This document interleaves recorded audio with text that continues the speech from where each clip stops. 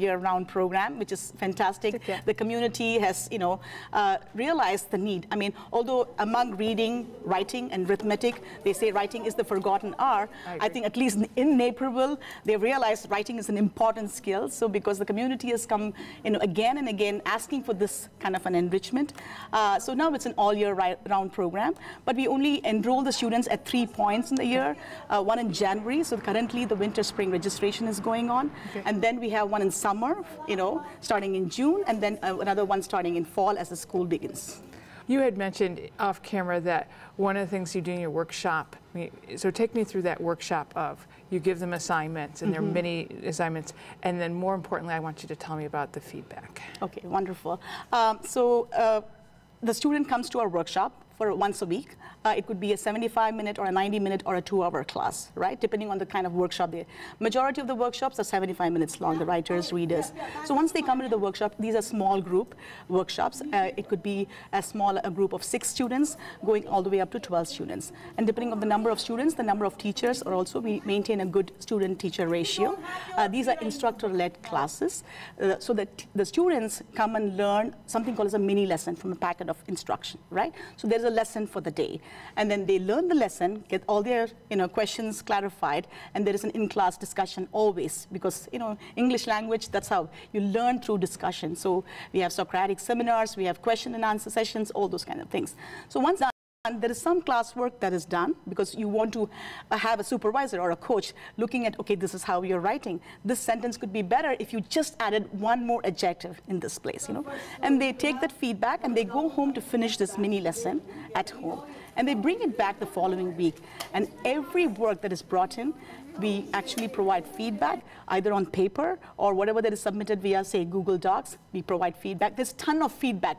And so every parent who has done the program with us, they've said, we have never, ever received so much feedback for our students, for their work. And that feedback, we think, is the cornerstone of success of Learn to Write Now. So what advice would you give to parents to help their student become, a better writer, a better reader?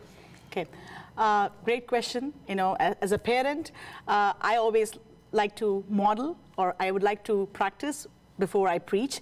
So if I can be the model for my child, right? If I'm the good reader, if I'm the good writer, then immediately my child will follow suit, right? That is there. So if there is an opportunity to give a birthday gift for your child, besides other things that they have on their birthday list of gifts, always get a book, and if it's possible, buy yourself a similar book or the same book, and you can be your child's book buddy, right?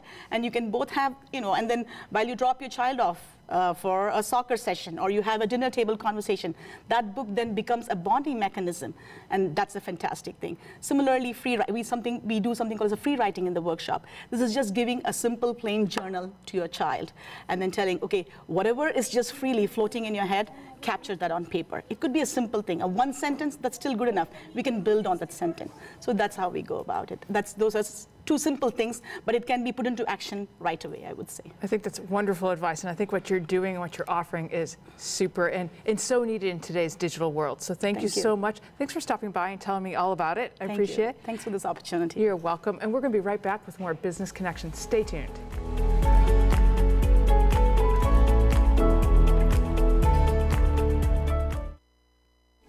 This episode of Business Connection is brought to you in part by presenting sponsor Esser Hayes Insurance Group, serving the Naperville community by putting an expert in your corner since 1941.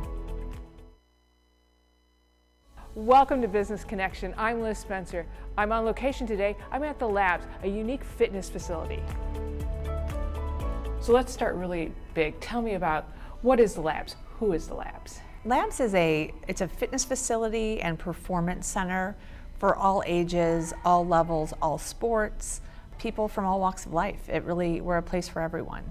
Who's your clientele? You say you're all walks of life, but is there a niche, or is there somebody that's special? No, actually we serve little ones to the elderly. We serve elite athletes as well as beginner athletes. We have people with disabilities, and really everyone. We have general fitness, we have triathlon training, we've got swim, we do team training. We have an incredible signature class that's based on functional fitness, HIIT training and heart rate. That's called the Catalyst class. We have a recovery room, we have personal training, we train golfers, we train swimmers, triathletes, really we run the gamut. That's awesome, because I think everybody can benefit from one another, whether you're a super elite or you're just beginning, or a golfer, whatever. So. Absolutely. When we first started labs, we wanted to be different. So we looked for every differentiator we could find, as there's a fitness place on every corner. So not only in the philosophies, but the equipment, the technology, and the way we cater to our clients. Everyone's an individual. We get to know the client and make sure that we're serving their individual needs. Our fitness center is a one-of-a-kind. It's a one-of-a-kind design. You mentioned the Catalyst. This is your signature class? That is our signature class. So take me through it. What is that? What's in there? It consists of a huge functional fitness rig and cardio modalities. All of the cardio modalities are human powered, so you burn more calories. We have the Woodway treadmills, we have Jacob's ladders, we have water rowers. We also have rings that hang from the ceiling that you can swing from. We have a sprint track. And the class is designed in work to rest ratios depending on what system you're working. So you'll go from a strength exercise to cardio with different work to rest ratios. And what was the motivation behind that class? It was to do something that was really interesting, that was different but effective, and to look at every system that the body has and be able to manipulate a class so you can cover every one of those systems to make someone truly as fit as they need to be and can be. If you continually work just endurance, just speed, just strength, you don't become a totally fit athlete. You want to work your muscles, you need to work your heart, you need to work your flexibility. So the Catalyst class kind of hits every angle and makes our athletes more resilient. The results are phenomenal. We did benchmark testing before we launched the class, and we had about a 12% reduction in body fat over the course of an 8-month period. You have a tremendous amount of technology here to help us. Tell me a little bit more about that. So the labs is very data driven. We feel that data helps the coaches. It helps us, it's a learning mechanism. We can provide data to make sure that our programs are working and our athletes can see progress. So on the fitness floor, we have a heart rate based class. We use MyZone heart rate, and the athletes can see after class, they'll receive an email. It will tell them how many calories they burned, what did their heart do? Is their heart becoming more efficient? How many points did they earn? So depending on how hard they're working within the parameters that have been regulated to them as an individual, they earn points. And when we are counting points, we actually do challenges, and we'll have teams or individual challenges where you can win things during the year. And in our cycling classes, we use some software called Perf Pro, and it will give our athletes an email after class that tells them how many calories they burned, what their average power was, how many revolutions per minute they're spinning at, and of course the distance they've gone, and that's a great metric. So we'll do benchmark testing where we do the same workout about every 6 weeks so we can see what the actual progression is, trying to replicate the same conditions and the same efforts. Now you also have a youth program here. Tell me a little bit about that. Our youth programs are phenomenal, super fun, and depending on the age, for little ones, it looks more like organized play, and that's what it needs to be. So we have a warrior fitness program for the little ones, a lot of climbing, jumping, and again, building confidence and making those kids feel like I can do this, and it's super exciting. We also have general fitness for kids. That's our Catalyst Kids class. So it's similar to our adult class, but the times are kind of reduced so that they don't get bored, and you probably do more, and we get a little goofier, of course, but a lot of it's just about movement and really self-confidence. That's awesome. Yeah. Now you do some team training here. Tell me, what teams are you training? We do quite a bit of team training. So over the course of the past 2 years, we've really trained teams from every spectrum. So we've had football, baseball, basketball, lacrosse, cross country, of course, a lot of swimmers and triathletes. Every sport moves in a different kinetic line. So our coaches are well versed in kinetic chain efficiency, understanding how the body works sport specifically. So we make sure that athletes are less prone to injury for the repetitive motions that they do sport specifically, and we work with muscular imbalances that are more prone to certain sports and make sure that those athletes are just moving the right way before we get them stronger. Now you have something called the recovery room, which We I think do. It makes me smile. Yes. So the recovery room is a great place to be after you've done your work here. So we have recovery boots in there. Those are compression boots that help flush out lactic acid, increase circulation. They have a massage setting as well as a circulation setting. Those are great. They can make you feel well rested after a long day's work. Mm-hmm. And my favorite thing that we have in the recovery room is our vibroacoustic therapy tables. They vibrate and have different sound frequencies that you listen to, each geared towards eliciting a different medical response. Some are for insomnia, some are for anxiety, depression, and for healing. So tell me a little bit about your swim training here. We have quite a few programs in our lap pool. We have Masters Swim. There are quite a few triathletes in the Masters Swim program. We also have a youth triathlon team, and they're in the pool quite a bit as well. We also have Aquastride, which is an in-water running class. It helps flush the lymph system. It uses hydrostatic pressure to kind of get the legs fresher. It has the same benefits as running on ground with no impact at all. And that's pretty amazing because the ground hits back. Mm-hmm. And as we get older especially, you want to have the benefits of running but not hurt your joints. So we've had a lot of success in there with people who are injured or athletes just looking to sustain their health for longer, mm-hmm. Or just general fitness. So it's that's a kind of a wide demographic in there as well, but it serves some pretty great purposes. We also have stand-up paddleboard yoga, and that's a ton of fun. This whole place sounds like a lot of fun. It is. Talk to me a little bit about the community that you have here. It's a very family-centric community, not only families themselves being here, but we are a family, mm-hmm. a family that's always growing and always has more seats at the table. Mm-hmm. And just to see the way people support each other through, illness, through losing a loved one, through any struggle, and the arms get bigger, the hugs get larger, and we're just very close. And again, always wanting to grow and always wanting more people to come in. But it's a very unique place where people care. We know if you're in class. We know if you're gone. If you're gone, we're going to call you. Mm-hmm. It doesn't matter how many athletes we have.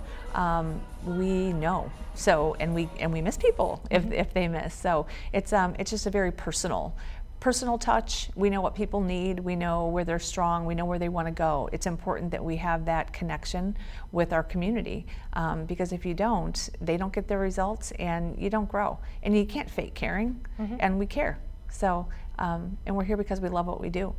And we love being here, and we're grateful for the opportunities to touch people's lives. I think that's wonderful, and I also think that's probably one of your differentiating factors too, is that you, mm-hmm. you care and you're connected, and right. I think that's wonderful. Yeah. We wish you huge success. Thanks for letting us come in and see what you do here. We always enjoy it. All right, we love you guys. Thanks.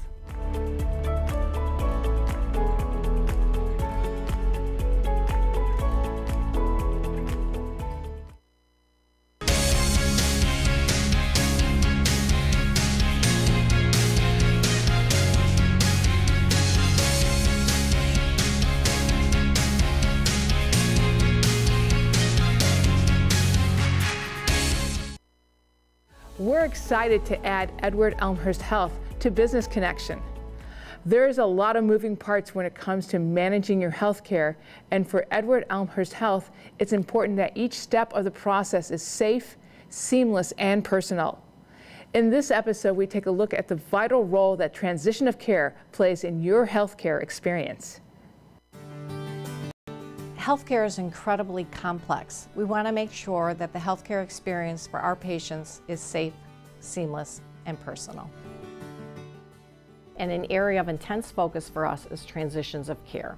And transitions of care occur whenever a patient moves from one provider to the next. So for example, when a patient's in the hospital and they go from the emergency department to the inpatient unit, that's a transition of care. or when we transfer the patient from the hospital to a skilled nursing facility or home care. We have a lot of teams working on different ways to make sure that a patient has a safe and seamless transition to the next site of care. If a patient transfers within the hospital, there's a time to stop and do what we call medication reconciliation. So to double check the meds, do we know what they're on? Are they still on those? Am I transferring them to the next department with the right medications? There's also that when you send them home or when you send them to a skilled nursing facility. And how do we also get an appointment scheduled for a patient before they leave? How do we set that up for them so that they go home with that in their hand, with the understanding of its importance, because that is our next check. We also do a lot of work around follow-up phone calls. So we're trying to let patients know you may get that phone call that's going to tell you, that's going to ask you, how are you doing at home? Have you run into any barriers since you've been home? Can you get to the appointment we scheduled? Do you have the appointment scheduled? So one of the questions that we've kind of put in place and are trying to bring back to light is, who is your discharge partner? Who's your partner for transition? Who besides you can we share this information with? You're on medications, you're having a stressful experience, you're only hearing so much of this. So who can we talk to? And for the nurses, it's also saying it more than once, it's really putting it out there, and then it's providing them with a piece of paper that says, here's what's important, here's what you need to know, here's who you can contact. We all operate in our own worlds, right? And I could do everything perfect today. And I could hand it off to you thinking I've given you everything you need, but what if I don't know that I'm missing something that you need? We really need to figure out that back and forth of, well, you gave me this patient, but I was missing this one crucial piece that's important for my job, for what I have to do with this patient. We really need to make sure we're capturing that.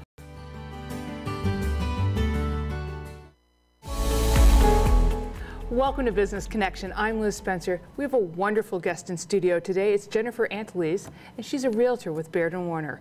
Welcome. Thank you so much. Tell me a little bit about why you wanted to become a realtor. It started when with an experience I had several years back. We were selling our home, and we were introduced to a Baird & Warner realtor, and she just made the entire process so wonderful and so seamless. She explained everything along the way, and after we sold, I had to buy a house, and she really listened to everything that I was saying and showed me properties that fit me and what I wanted, and it was just a wonderful experience, and that really stayed with me all this time. That's wonderful. Most of the time, people always think that you don't really need a realtor, that you can do it yourself. Mm-hmm. And why is that not a good idea? What does a realtor do? We're managing so many different pieces. There's a lot of moving pieces at the same time, and we need to manage everything. I need to know what's happening in the marketplace. I need to understand what's happening in the neighborhood. I need to know what the pricing has done in the past and what it could go in the future. I also need to be able to explain contracts to you. So there's a 13-page contract. What does it mean? Why are you signing it? You know, so people need to understand this whole process. I also need to be able to negotiate. So I'm going to be negotiating with either a buyer or a seller on your behalf. And so I'm going to be negotiating price. I could be negotiating time. I could be negotiating something other, something of value that's important to you. I need to be working with the inspectors, you know, and making sure everything happens at the right time. I need to be working with attorneys and make sure everything's on time. We need to work with the lenders and make sure that the whole process happens smoothly all the way to close. So there's a lot that goes on behind the scenes that people just don't realize happen, that we take care of. Well, and I think also that it's our largest purchase. Absolutely. And, you know, we make our lives in our home. We all think about going home. It's our home, you know. And so I think another hat you wear is counselor. Absolutely, absolutely. Because sometimes the families don't agree on what they want, and you need to be that voice of reason. I understand that you want this, but here's what the market is saying, you know, and we also, it's hard to hear about the value of someone's home because, to your point, that's their prized possession, and it may not be worth out in the marketplace what they think it is. So that's a hard conversation to have, and it's a hard conversation to hear. So I have to tread lightly. That's right. Well, it's a big role that you play. Why did you choose Baird & Warner? One of the things that interested me was I knew that they were customer focused. Obviously, I had that experience firsthand. Right. And when I met with the managing broker out in Naperville, Bill Gill, I knew immediately that this is the company I wanted to work with. They spent so much time training and supporting all of their agents. But not only their agents, they also support the community, and that's a big deal for me.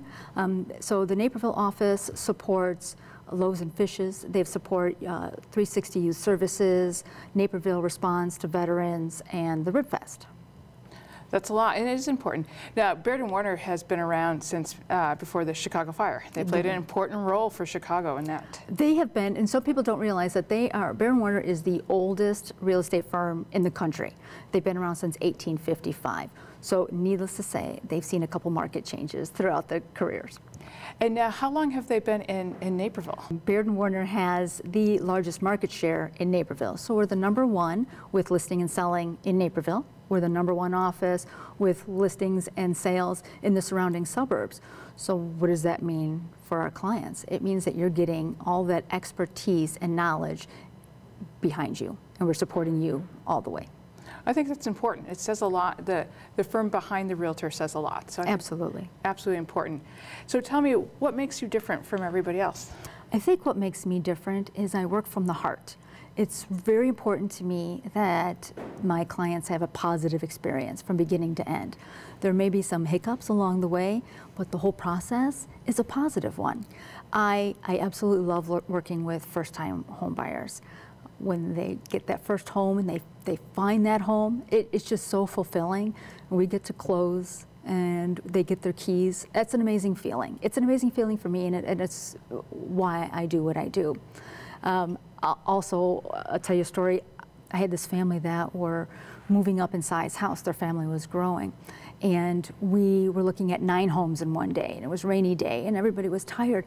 But at the end, we got to this one house, and they fell in love, and I could tell, you know, and that's what makes it worth it. They loved the house. We went back the next day. We put in an offer in, and they got the house, and they love it. And I still visit them, and it's so rewarding. What I do is very rewarding. You play a huge role in what makes a house a home by helping us find our home. It could be one of your biggest investments. It's a lot of money. It takes a lot of time, and it's an important decision. And to be a part of that with somebody is very rewarding. So, Jennifer, you had a few life changes that kind of led you to be a realtor. So tell me a little bit about how this all came together, and now has been just a wonderful life change for you. It has. So a few years back, my husband and I got a divorce, which is why we were selling the home. And our realtor was absolutely amazing throughout that process. And then she helped me purchase my own home. My corporation was doing some downsizing, so my role was eliminated. So that was a little stressful after I just purchased a home. So I was fortunate enough to land another role within the same company. So 2 weeks after starting that new position, I was diagnosed with cancer. So I went through surgery, went through 2 rounds of chemo, then went through radiation, and came out of that okay. Awesome. Yep. So happy about that. Thank you so much. And then after about a year, my role was eliminated again. And the whole process is very stressful, looking for a role and not knowing about your future. And at that point, I knew I don't want to go through this anymore. So I left the company and started to do real estate. And I knew immediately this is what I wanted to do based on the experience that I had. It's a rewarding business and so fulfilling. And I'm just so glad that this is where I'm at in my life. That's wonderful. Well, I thank you for stopping by and visiting with me a little bit and telling me a little bit about what you do, why it's important, and how you and Baird & Warner play a big role in our community. So thank you so much. Thanks for having me. I really appreciate it. No problem. And we're going to be right back with more Business Connections. Stay tuned.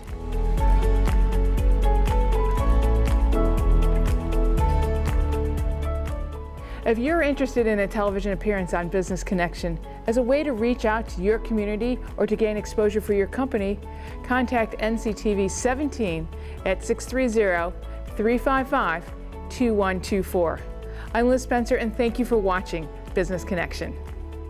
This episode of Business Connection is brought to you in part by presenting sponsor Esser Hayes Insurance Group, serving the Naperville community by putting an expert in your corner since 1941.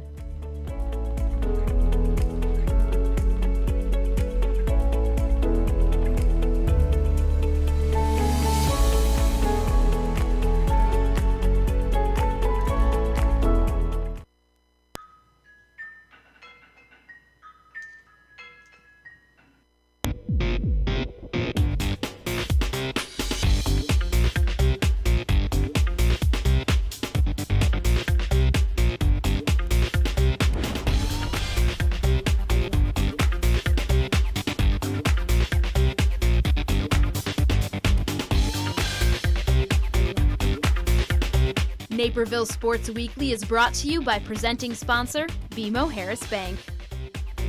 Welcome into the final NSW show of 2018. While this year we have seen 8 different teams bring home state titles and numerous athletes take home individual crowns, we round out this year with some bowling, swimming, some hockey, and basketball, which is where our journey begins. First up are the ladies with Bennett Academy traveling to Naperville North. Let's take a break from conference play and hang out with the Naperville North Huskies as they host the 12-2 Bennett Academy Red Wings. Bennett up 4 early in the first. Lauren Stack looking for a move and hits Kendall Holmes, who drains the 3, 7-0. 2:30 left in 1. North's Letty Drummond picks up the loose ball, lays it off the glass. 11-2 now as North finally gets on the board. End of the second, and great passing down the court on the fast break leads to Ashley Conkle, who hesitates and then pops it in. 17-2 with 7 minutes until the break. Huskies finding their groove, though. Got a Camp Schroeder to Kara Rivard for the tray. About 2 seconds on the clock, a rolling ball to Sarah Lockridge, who takes one dribble in a leap of faith, only for her to swoosh the half buzzer beater. Going into the break, Bennett leads 28-10. In the second half of the game, it was more of the same. Bennett passing around the key leads to Lindsay Rogers hitting the corner 3. Bennett would go on to win 51-25. Our main goal was to stop Greta. Obviously, she's their best player, and I really think that we did a good job of that. Kendall Holmes and Kendall Moriarty both really stayed on her. And the minute that we shut her down, we also broke down their 1-2-2 defense, and I think we did really well offensively on that. Now over to the boys' side, where we start again with the Red Wings, this time facing off against an ESCC opponent. It's pajama night at Bennett Academy as they face off in an early ESCC matchup against Montini Catholic. But trust me, no one is sleeping on the court during this game. Right after the opening tip, the Wings get to work. They move the ball quickly and Kendrick Choa hits Will Angles for 3 to open up scoring. 11-6, still Wings in 1. They swing it around the arc and then across to Angles, who knocks down 3 of his 13 points on the night. 14-6 now with 3 to play. Seconds ticking down in 1. The defense collapses on Colin Crothers, who feeds it out to Trevor Casimir on the corner for an open 3. Early in the second quarter, Choa just slams this one home for 2 of his game-high 18 points. Wings lead 30-15. 30 seconds left in the second, and the 3-point shooting barrage continues. Angles drives, drawing in the defense, and then kicks it out to John Golden for the triple. 45-27 at halftime. With 5 players hitting double figures on the night and Choa leading the way to the basket like with this shot, it's no surprise that the Wings defeated Montini Catholic and look towards their next ESCC matchup against Marist. I started off in a zone, so we kind of just wanted to, move the ball, get it inside, play it inside out, and just knock down open shots with confidence. That's basically what we did early on there. Naperville Central playing its first home game of the year and trying to get off the schneid after starting the year 0-7. Neuqua Valley looks to get off to a 2-0 start in DVC play. Early in the game, Neuqua Valley looking to get sophomore John Polakaitis some looks, and this is why. He buries this one to put NV up 3. Peyton Thorne drives the ball for the Redhawks and finds junior Chris Conway, who rises up for the big slam. Central takes the early lead. Near the end of the first, Redhawks working on offense. Sam Jackson tosses to Cam Doherty, who hits his 3rd 3 of the first quarter. 16 in the first half for the junior. Central clicking on both ends of the floor in the third as Thorne finds Doherty, who hits another 3. He would go on for a career high of 29 in the game. Third quarter winding down, and it's Conway on a personal 7-0 run to put the Redhawks up 43-33. To get back into the game, Wildcats again turn to Polakaitis, who buries another deep 3. Neuqua within 6. But Cam Doherty with too much offense. This beautiful mid-range fade puts the game out of reach as Central picks up win number 1. Neuqua drops into a tie with Mattia Valley and Waubonsie Valley in the DVC standings. I think just a big part of it was finally being in our gym, being on the rims we shoot on every day, and then wanting to come out and make a statement. 0-7 isn't fun, and Neuqua's a team. I had my best game against Neuqua last year, like they're a team I feel comfortable playing against. So I just want to come out and make a statement. While December is often a time of reflecting, here at NCTV, we do that once a month, looking back on a past athlete and checking in on what they're doing now.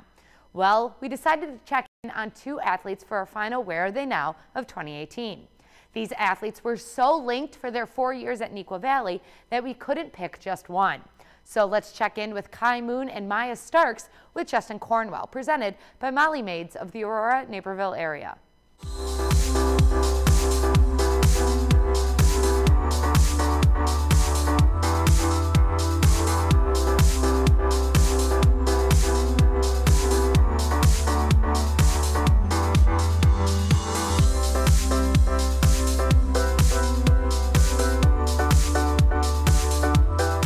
Traditionally, when we do the Where Are They Now segment, the focus is on a single athlete. But with this installment, we look back at a pair of former Neuqua Valley girls basketball players that are nearly impossible to separate. Kai Moon and Maya Starks both began playing on the varsity team as freshmen in the fall of 2012. Each year, the pair saw their playing time increase as the Wildcats were in the midst of a run of 5 consecutive regional championships, culminating in a sectional title win during their sophomore season in 2014. As seniors in 2016, Moon and Starks were firmly the leaders of the team, with Starks running the point and Moon providing a scoring punch from the other guard spot. The two were so in sync that both players broke the 1,000 career point barrier in the same game that season. The Wildcats once again raised a regional plaque that winter, the 4th of their careers, before falling in a close loss to eventual state champion Bennett Academy in the sectional semifinal. After 4 great seasons together, it was hard to imagine the two playing apart, but Maya Starks stayed closer to home to play collegiately at Northern Illinois University, while Kai Moon also got a Division I scholarship to play for Binghamton University in New York. Now in their junior seasons in college, both players have entrenched themselves in their respective starting lineups. Starks is back in action after suffering a season-ending injury in January of her sophomore season. Worked it up near the top of the key. Courtney Woods will come around now. The give, and from the foul line, smooth as silks. That's exactly what you were talking about with Maya Starks. She leads the Huskies in assists and averages nearly 10 points per game. Moon was a preseason All-America East Conference pick and showed why, averaging nearly 12 points per game to start the year before suffering an ankle injury 6 games into the season. Although their paths diverged on the collegiate level, these two Wildcat greats will always share a bond through their time with the blue and gold. For Naperville Sports Weekly, I'm Justin Cornwell. Still to come on NSW, we roll down the lanes with boys and girls bowling.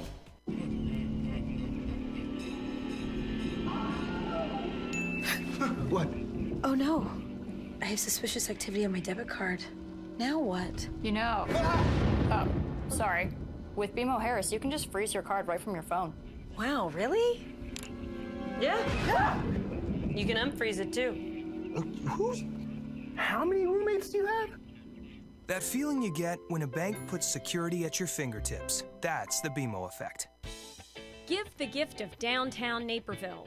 Treat someone special to a great shopping, dining, or spa experience with Downtown Naperville gift cards.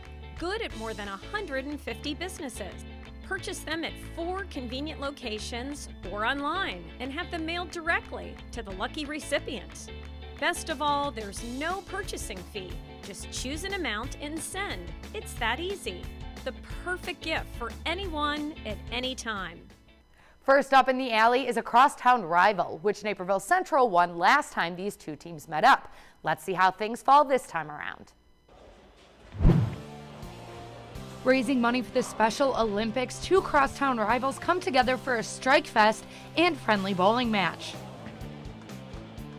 We start things off with Logan Nardi knocking down all 10 pins with a 2-handed delivery. We'll see more of this, trust me. In the second game, and it's more of the same. This time, Brendan Lukasik with the strike for North. He walked away with a 209 Game 2 score. Zach Knusel answers North's strikes with a 10-pin knockdown of his own. Through 2 games, Central has a slight edge. Into the last game, and here he's again like promised. Husky Logan Nardi picking up another strike for North. He rolled a match high of 597. But Patrick Coe and the Central Redhawks were just feeling the strikes a little bit more than North tonight, as Coe rolled a 572, leading the way for a Central victory. But both teams came out victorious as they raised over $7,000 for Special Olympics Illinois. It was really great just having a charity event tonight. Like, of course, we're competitive with North, it's our rivals, and we're all trying to win. But at the same time, everyone was just having fun, bowling for charity and everything. You hear everyone was just screaming charity all the time. If you want to learn more about the fundraiser, tune into the first NSW of 2019. Now over to the girls' side of things with two Valley schools kicking us off. We traveled to Parkside Lanes for a mid-December DVC matchup where the Waubonsie Valley Warriors, under new direction of Coach Jennifer Neighbor, host Mattia Valley. Senior Mustang Alicia Anton rounding out the first game with a solid strike. The first game would be Anton's best with the 166 score, helping her to a 455 series. Teammate Bella Tiffany gets the nifty pickup in the second game. Looks like she may leave one standing, but the Pins pull a trick and knock the last one down, warranting a fist pump from the Mustang. Waubonsie's Carla Layers grabs her highest score in the third game, thanks in part to this strike. She ends with the 430 series. Second best bowler of the night would belong to Bay Pays. She would grab a 504 series score after picking up this one pin on her next throw. The Warrior top bowler would be senior Haley Kearney. Her solid form leads to a strike on this throw in a 488 series. We go back to Bella Tiffany for the top series score of the night, picking up her fourth strike in a row and eventually leading her to a 506 series and a Mustang victory. I'd say pretty good. The first game was a little rough, but you know, just remembering how to bowl on different lanes, it's always a struggle. We head back to the Fox Bowl where Naperville North hosts Mattia Valley. Both teams call this alley their home, so they know the lanes pretty well. North's Amy Brennan follows up with the strike for the Huskies. These were hard to come by tonight for the orange and blue, but Amy pulled through. To the second game, and Bella Tiffany rolling another solid series. She grabs two strikes in a row after this throw to help her to a 539. North keeping pace though, Rachel Child knocks all 10 pins down for the Huskies in game 2. The strikes keep landing for Mattia into game 3. Nia Blowy helps the Mustangs pull away with a 134 in game 3 after two strikes in a row. The story of the night though would be Mustang Sydney Lewis, who rolled a 210 in game 3. Her first time breaking 200 in competition, and she sealed the victory for the black and gold. I felt really good. I was really excited because I got a 203 in practice, and I was really excited for that to pay off in the meet. Let's hit pause on the highlights and hit play on a Take 5 with Jack Flood from the Warrior Hockey Club, presented by BMO Harris Bank.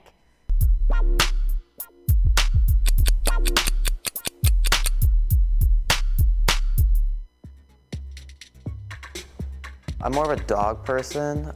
We had to kind of dog sit my uncle's dog earlier in my life, so I got kind of used to having dogs around the house. To be a civil engineer, I think that's what I most likely am going to major in college, so I think to get a job in that field would be pretty cool. I think just making the varsity team my sophomore year. At first I was on JV, then eventually I got called up to varsity, and that was a big deal for me at that time. That was pretty exciting. Snapchat, I like to talk to my friends a lot. The guitar, I think that's pretty cool, and it has to do with a lot of different types of music.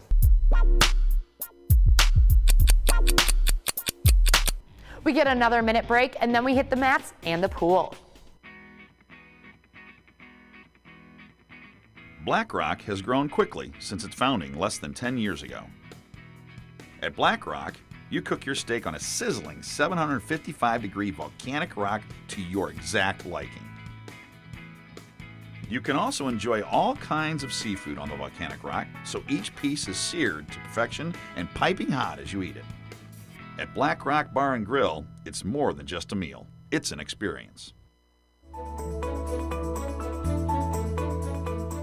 NCTV17 is your nonprofit community TV station, keeping you informed and connected in many ways. Thanks for joining us for this week's Naperville News. You might tune in to our weekly newscasts or receive free daily news and sports updates in your email.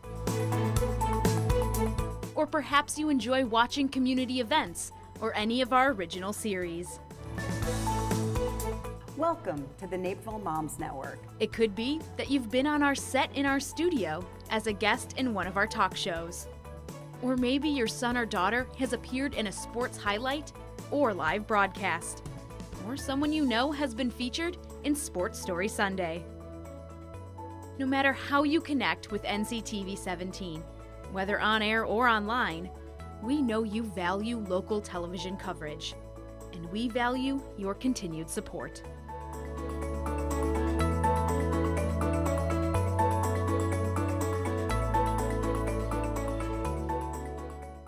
The beginning of the wrestling season is a time for guys to find exactly what works and what weight class they belong in. Let's see how some of our schools are shaping up. It's senior night at Neuqua Valley as they take on the undefeated Naperville Central Redhawks, who are ranked 6th in the state, according to IllinoisMapman.com. Add a few more pounds for Sean King and Arshran at 152.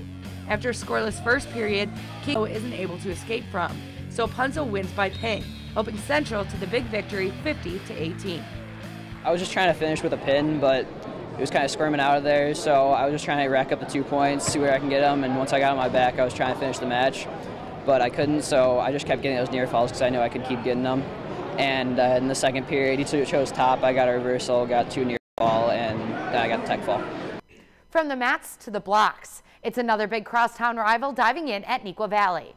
The Neuqua Valley girls swim team just won state a month ago. Now let's see how their boys team is shaping up, hosting a dual meet against Waubonsie Valley.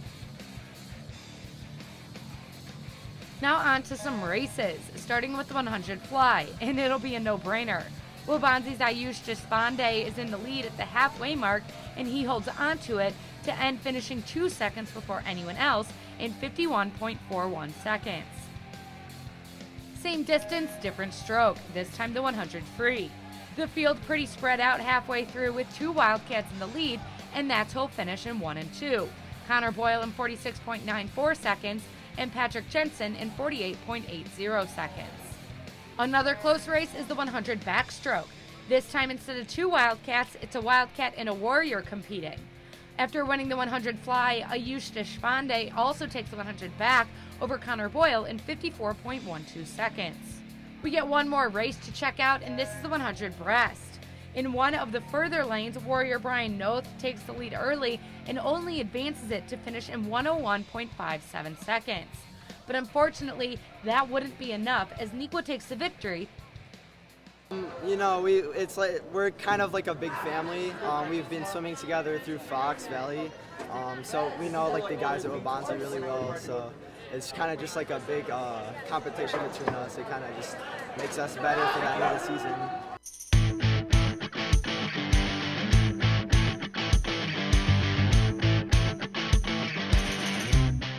This week's top highlight comes from the hardwood at Bennett Academy. Opening up ESCC action, Kendrick Choa was all over the court, leading his team in scoring, and he did it in pretty fancy fashion. One play in particular, Choa works around his defender, gets wide open, and up he gets for the dunk, and that pinballed around the rim before falling through. But it won't be anything to mess with this year, as evident by this week's Play of the Week. The Daily Herald, the biggest suburban newspaper, has covered Naperville since 1990. Whether you're at home, at work, or on the way, the Daily Herald offers the full digital experience. Print, online, daily email alerts, and prep sports newsletters. We'll keep you in the know with news, sports, and of course, your neighbors. The Daily Herald, suburban Chicago's information source. Experience the Promenade Bolingbrook. Anchored by Macy's, Bass Pro Shop, H&M, and iPic Theater, the Promenade Bolingbrook has more than 65 shops and 12 restaurants. There's something for everyone, from fashion trends to gifts for the outdoor enthusiast. And don't forget about special events, including nightly shows of the Festival of Lights Holiday Tree. It's shopping, entertainment, easy and convenient parking, and great restaurants. This holiday season, check out the Promenade Bolingbrook. Rounding out our last show of 2018 is the coldest sport we cover. Ryan Risky hits the ice with Bennett Academy facing off against Providence. Showdown at Seven Bridges. Rivals Providence Catholic and Bennett Academy square off as they sit in 4th and 5th place in the CCHL respectively. Red Wing Will Salmons leads the conference with 25 points. Scoreless midway through the first, the Celtics force a turnover, creating a 2-on-0 break. Peyton Bowditch slams it home and Providence strikes first. The Red Wings have a power play a few minutes later. JT Kelly's shot is saved, but Luke Bentley blasts the rebound over the glove of Luke Krasinski to even this game at 1. The Red Wings are on a power play with 6 minutes remaining. They get the puck to the front of the net, and after a mad scramble, it's Will Salmons from the slot, putting home the go-ahead goal, his 11th in CCHL play, and the Red Wings lead 3-2. The Celtics head to the power play with 2 minutes remaining as they look for the equalizer. Tom Davis with the cross-ice pass to Bowditch. His shot is saved, but Tom Zatch with the net front presence to finish it off, and that sends this game to overtime, tied at 3. Fast-paced action in overtime. JT Kelly waits patiently to enter the zone, and then he snaps the puck over Brzezinski to win it. The Red Wings take this one in thrilling fashion over their rivals as they move into 3rd place in the CCHL standings. I just crossed the blue line and skated right and shot over his glove. I didn't really know what was going in until I saw the net move. It was so awesome celebrating with all the fans. We stick with Ryan Risky for girls hockey as well. The undefeated Naper Valley Warriors face off against Fenwick. Girls hockey time. Lindy Lobdell and the Naper Valley Warriors head into this matchup undefeated as they take on Fenwick, who also has a 0 in the loss column. Less than a minute into the game, Lindy Lobdell shows off her skill, going the length of the ice, undressing some defenders and roofing the backhand past Lena Flores to open up the scoring. 1-0 Warriors at the end of the first. The Friars look to get the offense going. Caroline Jenkins chips the puck ahead to Cecilia Jenkins with the breakaway, but Ashley Oman with the blocker save to preserve the lead. 3 minutes later, Lena Flores makes a save, and now here comes the 3rd breakaway of the period for the Friars, and this time they capitalize. Elena Kaiser ties the game at 1 as we head to the 3rd period. Final seconds of the game, the Warriors try to clear the puck, but Jenkins steps in front and centers to Emily Franciscowicz for the game-winning goal with 2 seconds remaining, and Fenwick hands Naper Valley their first loss of the season. They had a lot of cherry pickers, like everyone was just sitting back, and we had to change our game to that, I guess, and then I think it was just us getting more sloppy, but we'll fix it with practice. With the holiday season comes gift giving and food drives. The District 204 dance squads teamed up for a Toys for Tots drive. Stephanie Odie tells us more, presented by Edward Medical Group.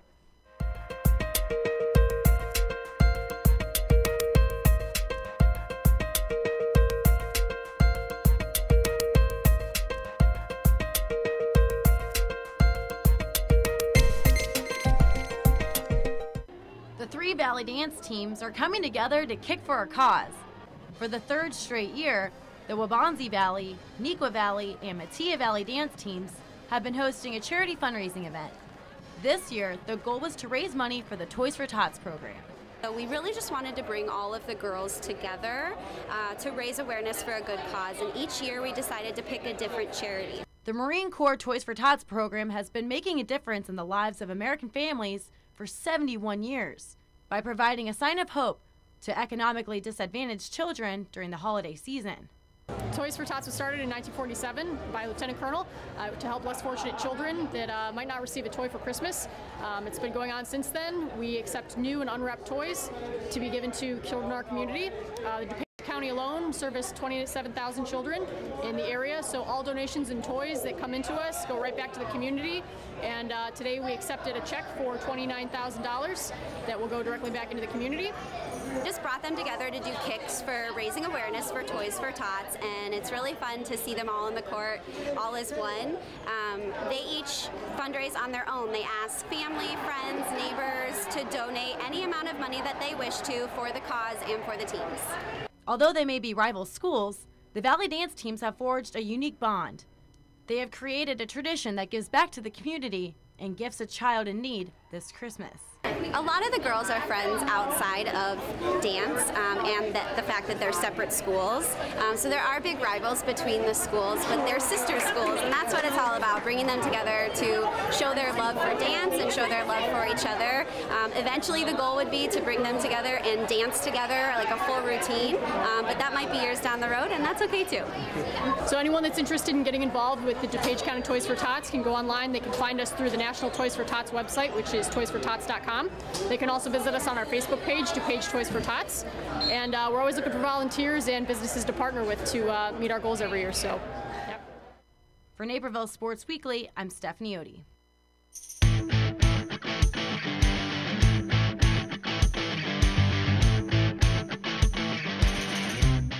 Suit up for this week's Girls Play of the Week. We hit the ice with the undefeated Naper Valley Warriors, and more specifically, Lindy Lobdell, notching the only score of the game for the co-op, but she did it with flair. Going from the East Coast to the West Coast and beating two defenders and the goalie as she hit the top shelf, where Mama keeps the cookies. Off the crossbar and past the line for this week's Play of the Week. Before we put a bow on this final show, I've got one more present for you.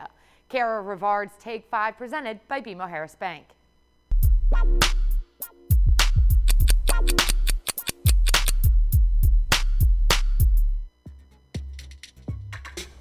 Probably to be a college coach for basketball.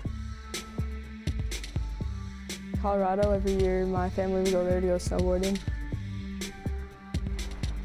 I don't know, probably go on a lot of vacations. I'd probably buy a dream car or a dream house.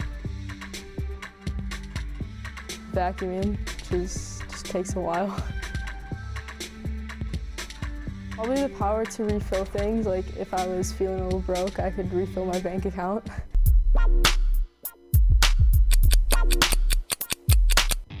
That's a wrap for Naperville Sports Weekly in 2018. We'll be taking the next 2 Sundays off to enjoy the holidays and be back on your screens on January 6th.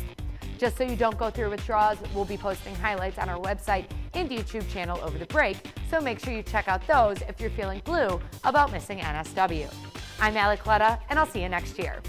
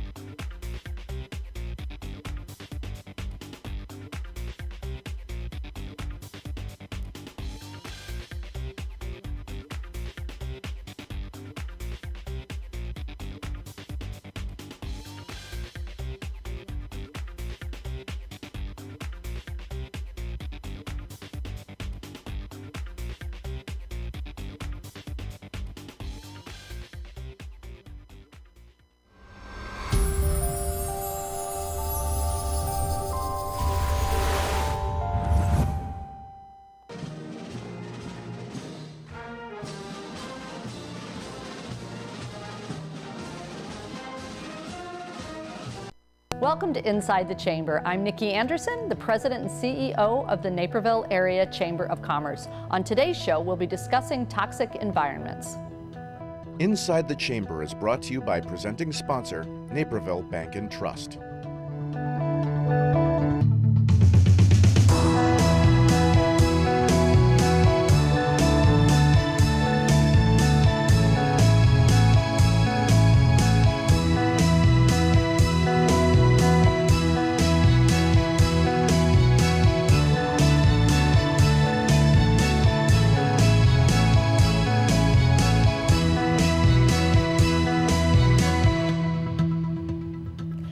You've likely worked somewhere and the environment was not conducive to healthy growth and collaboration. So today we'll be meeting with business owners that have a deeper understanding of the damage a toxic environment can have.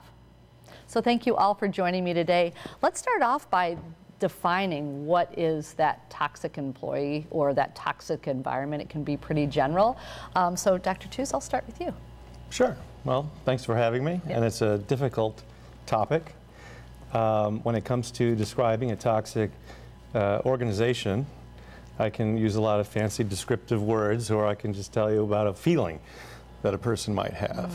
And that is, do I want to go to work in the morning? Do I want to get out of bed? And if I don't want to, why don't I want to go to work? Right. Is it the organization? Is it the people? And I think there are people who know what I'm talking about. Yeah. It's not just about not wanting to go to work because you don't want to go to work that day. Right. It's about feeling physically sick, psychologically ill. It can actually make you ill because you don't want to go to that organization. That's a sign you work at a toxic organization, I think. Yeah, interesting. What do you think, Becky? Yeah, you know, there's a lot of different variables that can play into a toxic work environment. I think typically communication is faulty. Either there's not enough of it and people don't really know what's going on or where the organization is going, or it can go the other direction. The communication that does happen is just shaming and blaming instead of really going to the root of issues that are going on there. And you know, there's so many different elements that factor into it. I think we all have our own sets of dysfunctions that we bring into a work environment. You put us together in a room for 8 to 10 hours a day, and we're bound to have some of that come out. And you know, we learn how to work around each other's dysfunctions. And it's so important just to get to the point where everybody's clear on where the organization's going, how they're going to get there, and then actually working towards that instead of getting the egos and different elements involved. Right, right. You make that sound so easy. It's a journey, but you know, it's really, it can happen, and I think that's important to know. I think so many people feel like I'm stuck, I'm trapped here, and there's no way that an organization could be healthy, but there can be transformation that happens within an organization when the leader of that organization is dedicated to doing it. Awesome. Joe, what do you think? Yeah, I would say that I think of it as the impact on the individual within the organization. Because I think in some instances a toxic work environment, while there might be examples of it being kind of organization-wide, I think it impacts everyone differently because everyone kind of receives the environment in their own unique way, you know, and they have different needs and different interests. So it's difficult to pinpoint, I think, a specific thing, but I think everything we're talking about, communication and consistency and things like that. But to kind of jump on what Becky said, I think that there are a lot of avenues to try to remedy that and deal with it, but that it definitely comes, I think, more so from a leadership standpoint than from, you know, like an individual employee is the problem.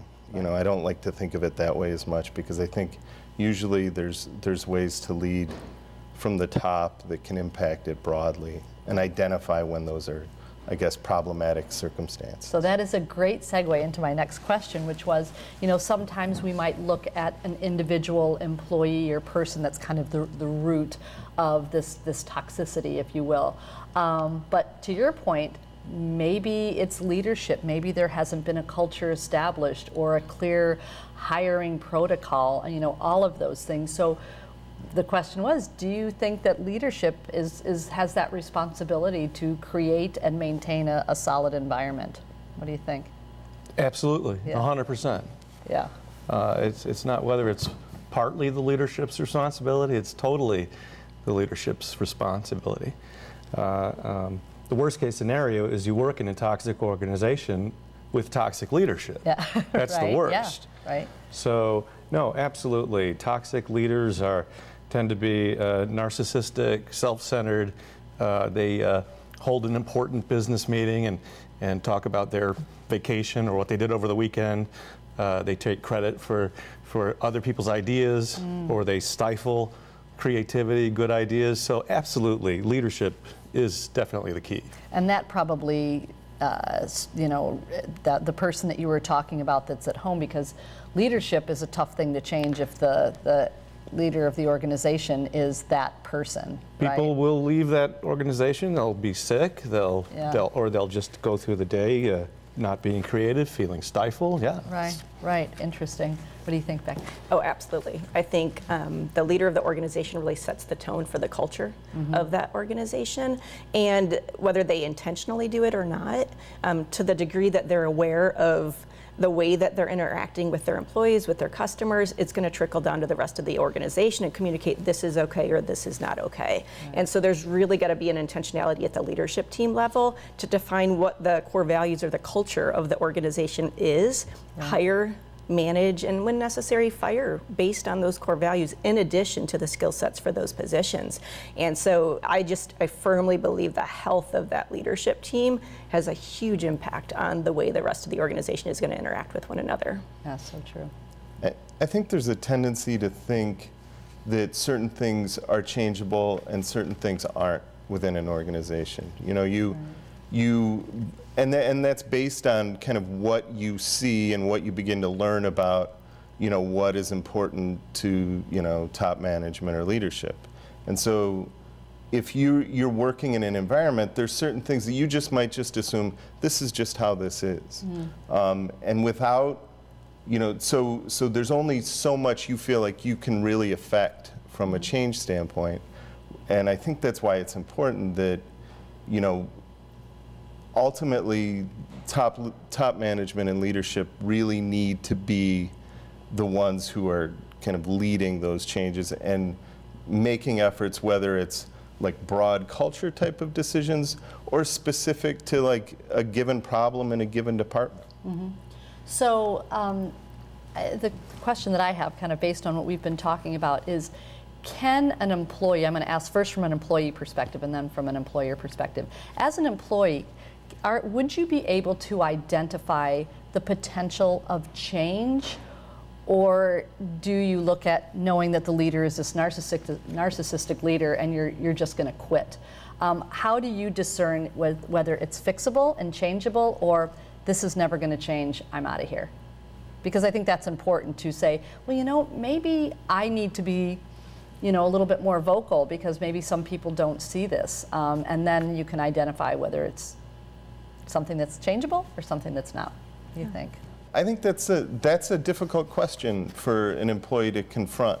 I think there are opportunities for employees to, within their own kind of, you know, within their department or their own circles, to try to either set examples or model behavior and do things that they prioritize. So I think there's an opportunity to do that. And then the second thing is then, you know, at what point I've exhausted those opportunities and maybe I do have to consider that this environment and me just are not going to work. Yeah. So let's talk about it maybe from an employer perspective. Say that you see there's an employee that went through the training process, was hired, but there's clearly a problem. Whether, you know, you don't want to be reactive, right? You want to be proactive. So how do you discern if this is something that's fixable or not? And maybe that's a really general question for something that's more complicated. I don't know. No, I believe, I mean, being upfront with just making sure you're clear on what the person is accountable in their role, defining that culture of that organization up front, starting at the interview process. I mean, ultimately, you want to lay the groundwork and say, hey, this is a growth-oriented environment. We're really motivated to, you know, maybe quadruple our revenue. There's got to be a lot of hard work here, and you're kind of helping to shape that culture. You're hoping some of those folks might self-select if that's not what they're interested in doing. But if they do get in that organization and you're realizing this just doesn't seem to be maybe a culture fit, it's having those conversations up front and just saying, hey, you know what, I'm a little bit concerned here. Here's where we're at. Here's where, you know, I'm observing that you're at. I'm not sure if you're aware of that, but there's a gap here. What can we do to work together to see if we can fill in that gap? You have a number of those conversations, and if the realization is it's just you're on different pages, you know, by then typically they know the direction those conversations are going, and they're likely going to find themselves exiting the organization without you even needing to step in. Great. So Dr. Toos, how do you approach that conversation, right? Well, I think prevention is the #1 key. So the interview process, and then fortunately most companies have a probation period because people can interview very well. They can answer all the right questions, look really good on paper, and then once they're in the position, their personality quirks, whatever they may be, if they're not all healthy, start to bubble up. Right, so I say nip it in the bud. It has to be confronted immediately, and also gauging the mood of the other people in the organization. Right. If it's a healthy organization, people will come to leadership and say, I don't know about this person working out. There's a big debate about interviewing with the team or without the team, et cetera. But whatever the case, during that probationary period, things are going to be either red flags or everyone's going to say this is a good fit and we're going to get along with this person's going to be an asset. But the minute, I think that's why we have probationary periods. Right. As far as people who are already established in the organization, I have to bring up mental health, substance abuse, stress, other issues that a person might have going on in their individual life that may lead to the development of toxicity within the team. Such a good point. Yeah, such a good point, because it's a little bit deeper in some instances than we realize versus something as simple as a bad fit, right? And yeah, so that's fascinating. So we talk a little bit about the importance of training or the hiring process, the prevention piece of it when you're bringing somebody in. You said that sometimes they're a great interview. It's happened to me. They're great face to face, but then once they get caught up in the environment, it's like that honeymoon phase is over and it's like, oh my gosh. So is there a way to identify that early on, or is it, it just happens sometimes? I think during that interview process, you do your best to filter that out, but to your point, it doesn't always happen. And so when that person's role is clearly defined, you've got some measurables in place to determine, are they doing it or are they not? And when you're analyzing, here's the core values we've documented as an organization, it does become fairly easy to take a look at saying, hey, here's the core values, here's where you're interacting with people and it's not matching, or here's the numbers that you're supposed to be meeting and you're not meeting them. It just becomes crystal clear at that point. That brings up the conversations that you need to have. And again, you're having those conversations with the opportunity. Maybe there is a need for some increased training for that person. Awesome. If not, and you continue to have those conversations, it may get to a point where you realize it's just not a good fit for the company and for the individual. Great insight. We're going to continue this conversation. We'll be right back. So keep chatting. So that was first half goes by fast. Naperville Bank and Trust has the expertise, knowledge, and experience to help you reach your business goals. We would prefer to work with somebody like Naperville Bank and Trust. They're engaged in the community, they're able to help meet our financial needs, they understand us as a business. They provide all the tools that you would ask that we as a growing business need of a bank. Most importantly, to me, it's a great personal relationship we have with Tom and John and our bankers. It was the best thing we could have done in banking. And banking can be very cold. What the bank brings to us is that warm feeling when you come into the bank and people say, hi, Greg. It's about being part of the community again, about being a name again, about having credit for who your business is instead of just being a number. Naperville Bank and Trust. Bring it home.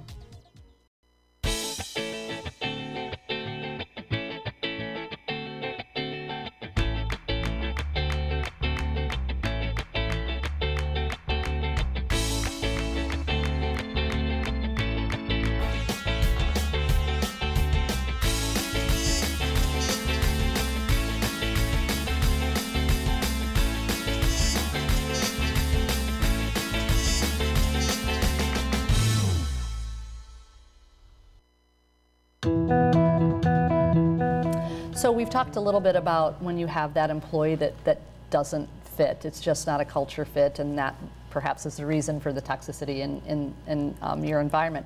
But what about the potential of maybe having an employee that has the ability or might have the ability to turn around? Is that possible, or has damage been done? Or I think so. I think there's a tendency sometimes, at least I've seen in organizations I've worked in or organizations I've come in to try to help, to maybe undercommunicate initially about issues from a management perspective, and then when it's determined that there's a problem with a particular employee, that you kind of throw up your hands and say, well, there's nothing we can do.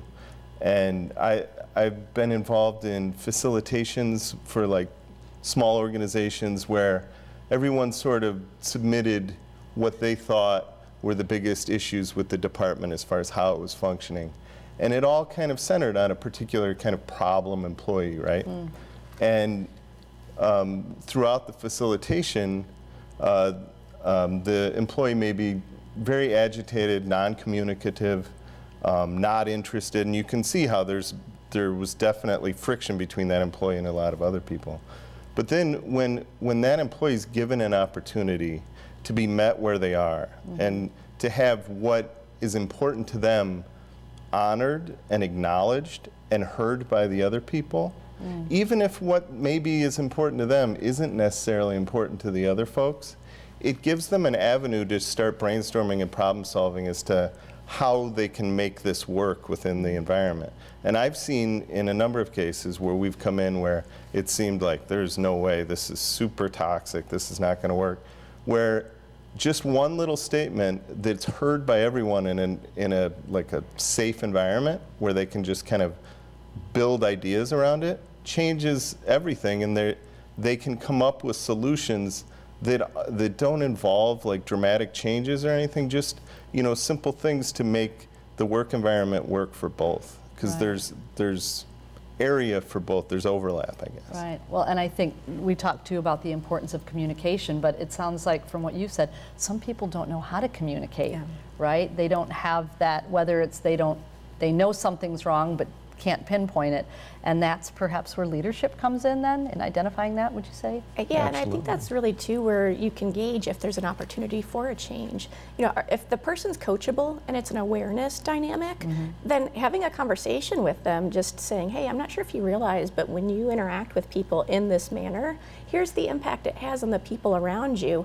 If it's truly an awareness thing and there's a humility and a willingness to make a change, I absolutely think that can happen. I think we're all on a journey of learning how to become more emotionally healthy, if you will, in our relationship dynamics. And as long as they're willing to receive that feedback and apply it, I absolutely think that change can happen. Right. So I'm going to look to you, Dr. Tews, when she talks about emotionally healthy.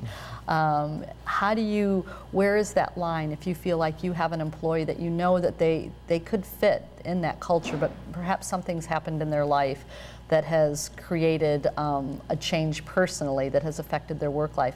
Where is that? Is there a line where you can bring them into your office and have that conversation? Do they need to instigate it? Is it something that you can instigate? I'm not really sure about the protocol on that.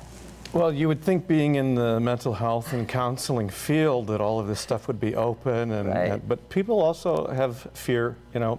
Mental health professionals have fears also about losing their jobs and how they come across. And if you're dealing with clients who have difficult emotional issues, you want to present as if you're healthy, etc. So it can be a challenge. We encourage all of our staff to get their own outside counseling, number one. And number two, there's a supervisory layer that is based solely on that consideration, that your job is tough, what you listen to, what you hear is tough. So if there are things going on in your personal life that are tough, that can compound that. And you have to be free enough to be able to say, Dr. Tews, can we talk?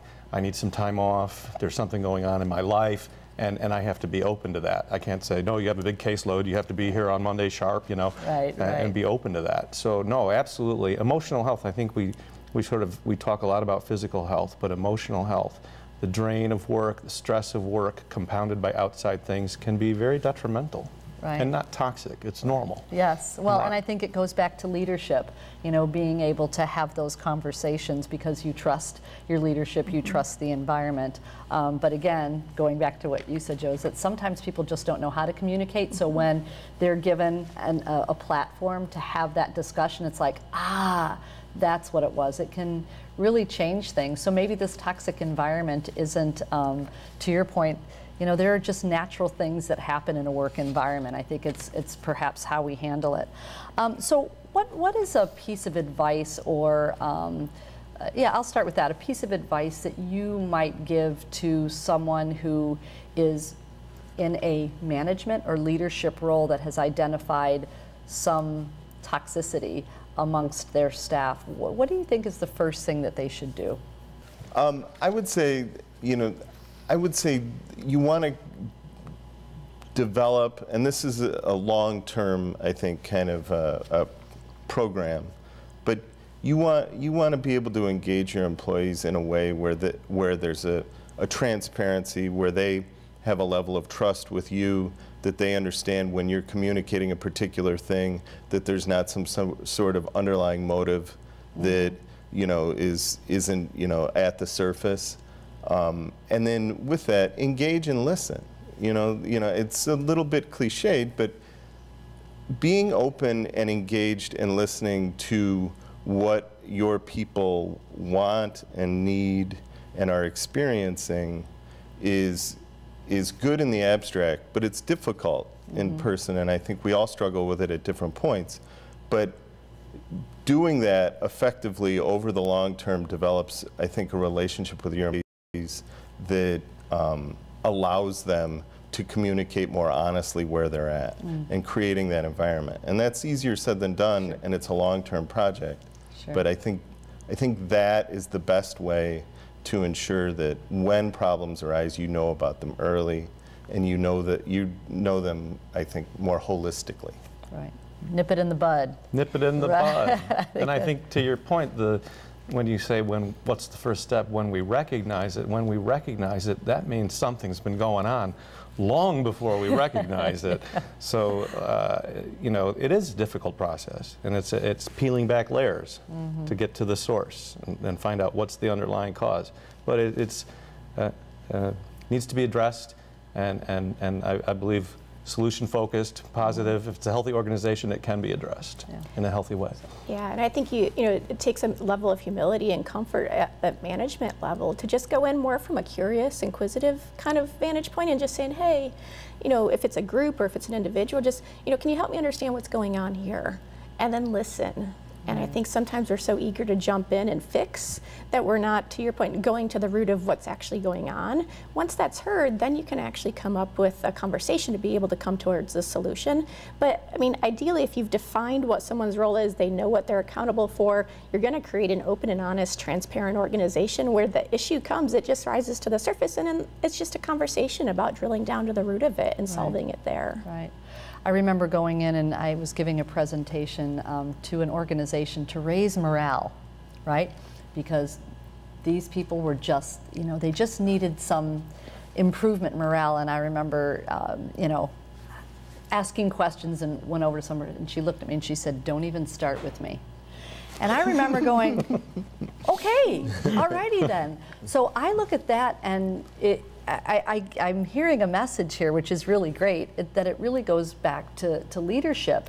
Because if there's a morale problem, I think, no, there's a leadership problem. Would you agree? I mean, I think my concern is that if you get one person that started this behavior and it becomes like a domino effect. Yeah, and I think that's part of it is, I mean, the health of that leadership team, if it does happen in one situation, whether or not you deal with that one situation is symptomatic of the health of the leadership team. So when that surfaces and you have a conversation and you figure out what's going on, take necessary actions, when you don't address it and you ignore it, then it has the potential, because toxicity definitely has the ability to just kind of infiltrate the organization. And the question from a leadership team standpoint is, are you going to allow that to happen? Or are you going to be proactive about addressing the root of what's actually causing it? So could we say that indifference could cause a toxic indifference when it comes to leadership, like turning a blind eye, that ignoring?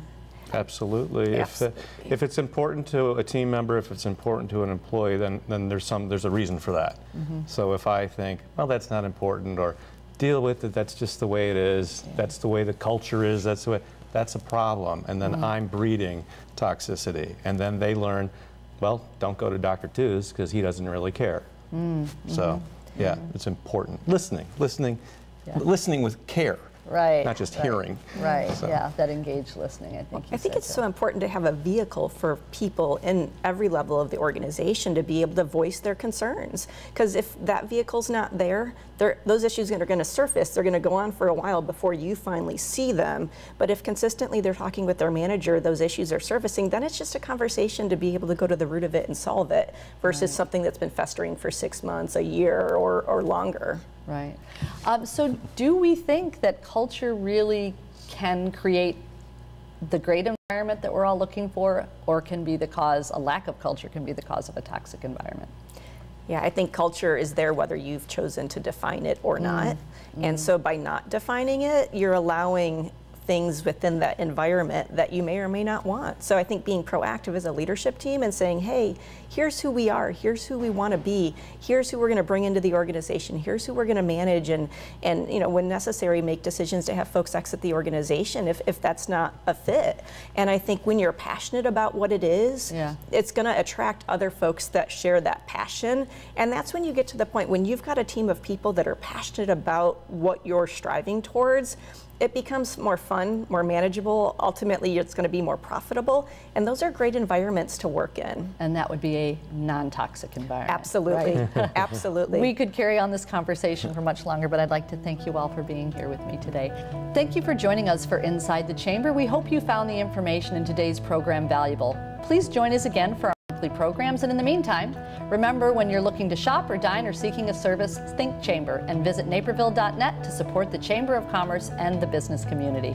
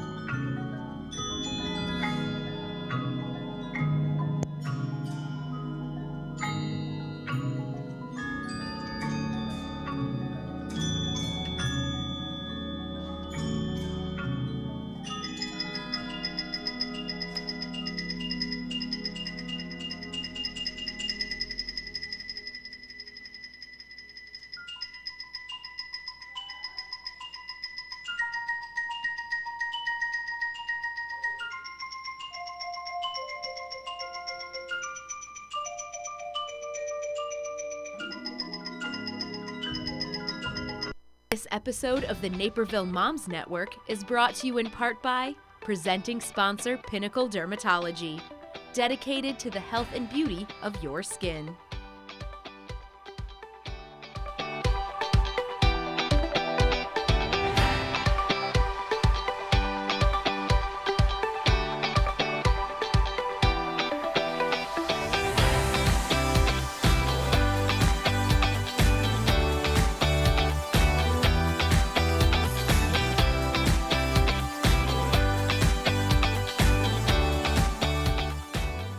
Welcome to the Naperville Moms Network and Happy New Year. This month, Erica, Sarita, Patty, and I are joined by Wendy Gross of Naperville Clinical Associates. Wendy is an integrative therapist that specializes in women's issues, anxiety, depression, and more. Wendy describes her approach as positive and affirming, and we are excited to have her with us today. Today, we delve into the topic of emotional exhaustion. I know I've had periods of my life where that fast, and we sometimes have a hard time saying no. So no way. Yeah. All of us. I know for myself, there's periods of time. Sometimes it's like, oh, I don't have too much going on. Right. And then all of a sudden you look at that calendar and you're going, oh my goodness, I have something 4 nights this week, or I have early morning meetings 3 days this week, or my kids have this. And all of a sudden you look at those schedules and you just don't have a lot of chunks of free time where you can take some of that downtime. Absolutely. You know? It's like little elves come in at night and like fill your schedule with things and you're like, where did that come from? Yeah, that's a good way of looking at it. Right, that's so true. And we don't say no. And we just keep piling things on. And it's almost like busy. The busier you are, the better you are. Right. You know, it becomes like this thing. If I have a day where there isn't anything, then I feel guilty about it. I mean, is that something that women suffer from? You know, I think it's a societal thing. Yeah. There's like this contest, right? We're all trying to win the contest because we were all brought up to win. And so we're trying to win I got more things done than you did this week, right? And so, and then you have this like space where you could actually like breathe for a day. And it feels uncomfortable because you're so used to running at this hectic pace. And we sometimes forget that we're supposed to enjoy days like that versus get worried about them. My son was sick about a week and a half ago. He woke up, he just didn't look good. And it was on a Saturday. And I had stuff that I was going to get done. And because he was sick, I made the executive decision that we were going to stay in our pajamas. We watched 6 movies. The only thing I did was left to go get some Biaggi's for dinner because he finally got hungry at like 4 o'clock. And the next day he looked at me and goes, Mom, I had such a great day with you. And even though he wasn't feeling well, we laughed. We watched a couple Christmas movies. He picked a movie, I picked a movie. And I said to him, you actually gave me permission to take a break. But we have to find that break for ourselves, right? Absolutely. It doesn't have to be that our child needs us or our spouse needs us or a friend needs us. Sometimes we take those breaks because we're extending kindness and giving back to them as opposed to saying, I need that for myself and carving out that time. Absolutely. You know? Right. And it's, sorry. Yeah, no, it's true. And it's important that as we schedule all those things we talked about, that we schedule me time. To recharge. You know, the other thing that I find is we plan such a busy schedule where there's no margin for a room. One thing leads into the other. So one of the things that I've started doing is if something's going to take an hour, maybe build into your schedule 2 hours. So then you're not as much stressed out. We're so used to lining up everything one after the other.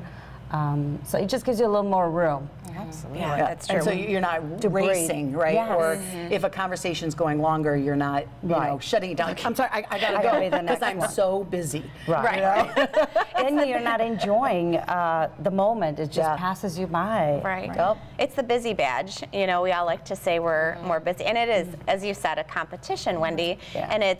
And then it comes down to sleep too. You know, well, I'm fine on 6 hours. Well, I'm fine on 4.5. Well, I'm fine. My goodness. You know, you shouldn't be. And I know a lot of other cultures don't feel that way. I don't know if, you know, you feel it's a little bit American? It's a little American. I do think, you know, not that I get to be a therapist in other countries, but I do get to visit them once in a while. And we have such a work ethic, that even if it's not work related, we feel we have to get lots of things done to feel worthy. And the thing is, we're all worthy already. We come that way, right? Such a good point. Oh, I like that. And I think something that people struggle with universally. You know, at some point in your life, someone told you you weren't good enough or made you feel that way. And especially in early childhood, if you're taking that in at some level, then to be able to fight past that and get past that and be like, I am worth taking an hour to go exercise. I should go take a nap. I know we've talked about naps on this show multiple times, but I do need to go take a nap, right? I mean, Erica, with younger kids, it's way harder. You know, my boys are 15 and 16. If it's a Saturday afternoon and they're just hanging out, or now, you know, my older one has a car and he's almost never home and he has a job, and I can literally just go up and be like, hey, I'm gonna go lay down for a little bit. And that's not a luxury that many people have, especially with younger kids, you know, when you're keeping them alive. You know? So what can you do? Because you're right, we don't always have the luxury, and even when we have older kids, we don't always have the luxury of going and taking a nap for an hour or whatever. So what can we do? Is there anything we could do, like when you do have back-to-back things, that you can still take a break in between and not feel so exhausted? One of my favorite things to do is just a few breathing exercises. We often breathe very shallowly. Matter of fact, you might even find under stress, if you pay attention to yourself, you're holding your breath. And we really need oxygen. And matter of fact, we were talking a little earlier about sighing, you know. When we go, oh, we sigh. Well, that's your body saying, I need more oxygen. Right. So just sometimes a minute or two, you know, because we can find a minute to do a breathing exercise. Meditation is a little bit harder because, you know, your brain keeps going. But counting, one of my favorites is box breathing, which is inhaling for a count of 4 to 8, depending on your lung capacity, holding the breath for the same amount of seconds, exhaling again, and then keeping your lungs empty. And just a minute or two of that calms the nervous system and kind of helps you recharge. And as that gets easier, you do a little bit longer, but I've been known to maybe do that at red lights. Don't tell the police. Better than Hold texting. your breath. Yeah, my breath. That's wonderful. As a chiropractor, I see lots of people, and the number one thing I see is pain and dysfunction in the upper back, neck area. Sometimes it's traveling up into a headache, sometimes it's going down an arm, but that is the number one symptom that I see.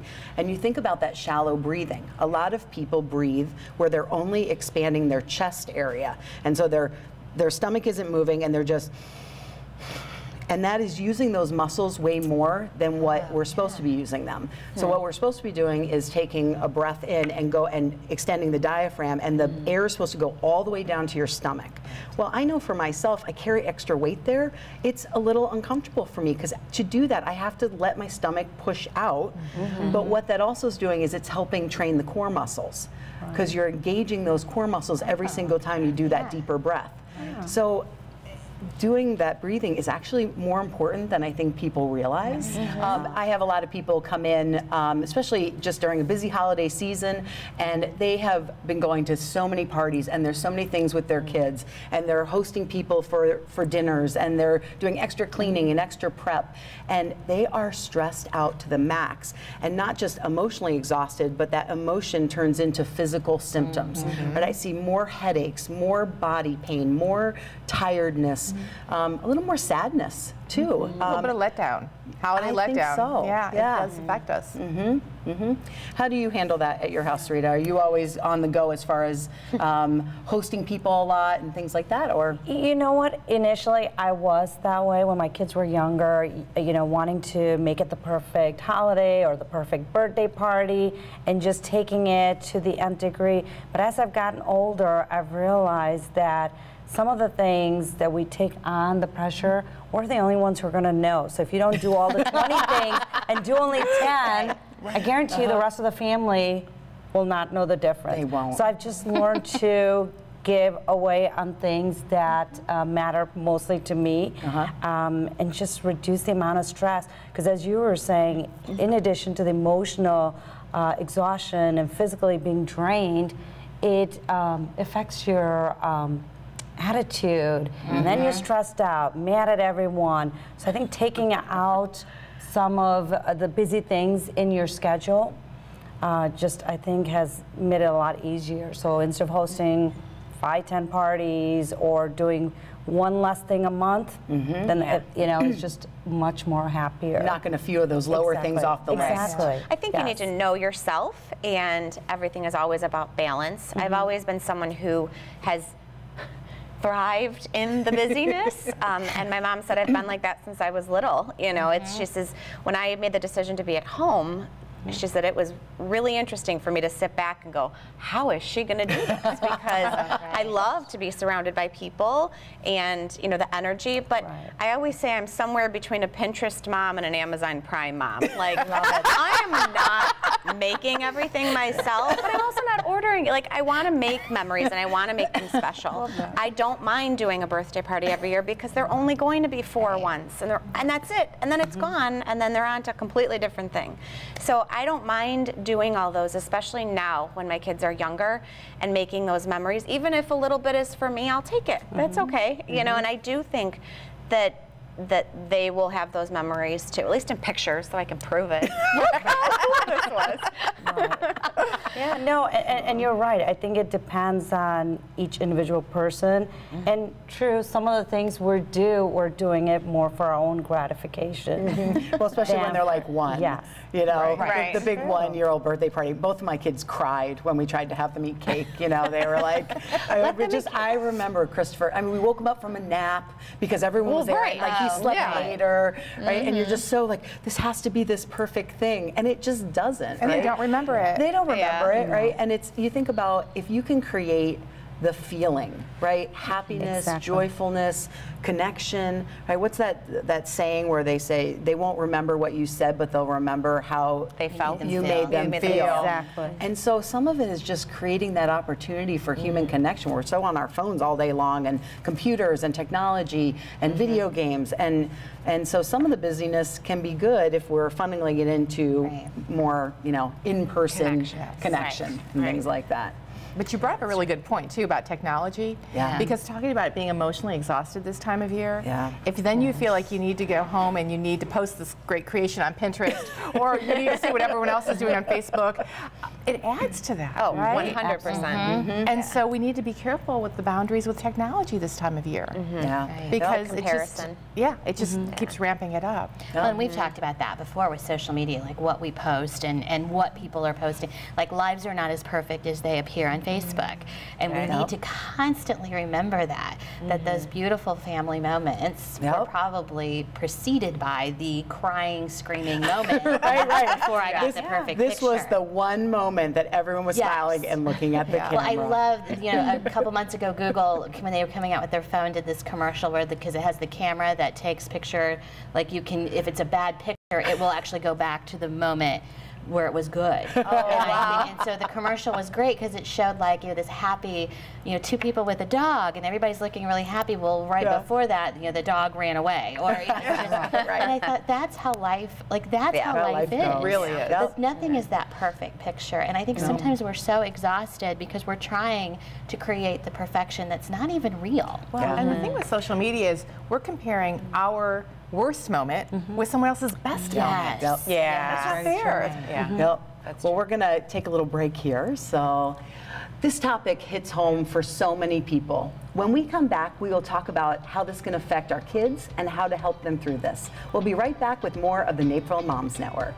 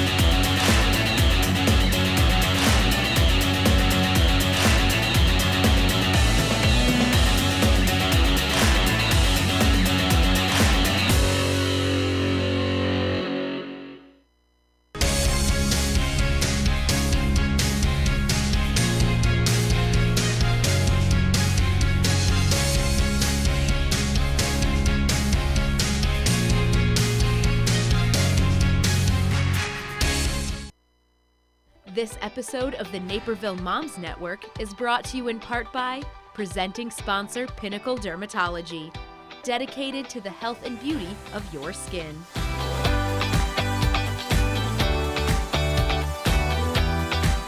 Welcome back to the Naperville Moms Network. We have chatted moms and exhaustion, but what about our kids?